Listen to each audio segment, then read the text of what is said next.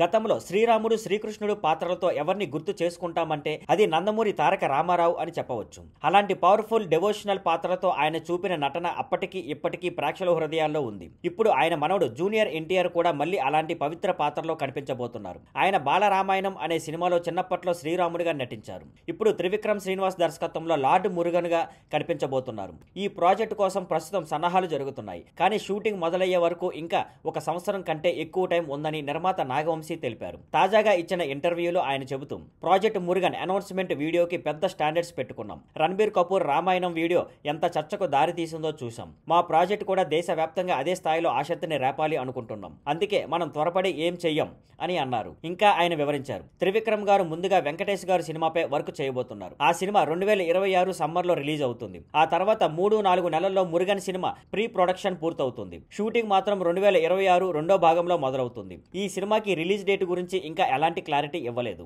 ఎందుకంటే CGI work ఎంత time పడుతుందో దానిపైనే ఆధారపడి ఉంటుందని చెప్పారు. ఇంతకు ముందు ఈ ప్రాజెక్ట్ అల్లు అర్జున్ త్రివిక్రమ్ కాంబినేషన్ లో చేయాలని ప్లాన్ చేశారు. కానీ చివరికి ఇది ఎన్టీఆర్ వద్దకు వచ్చింది. Thank you for watching.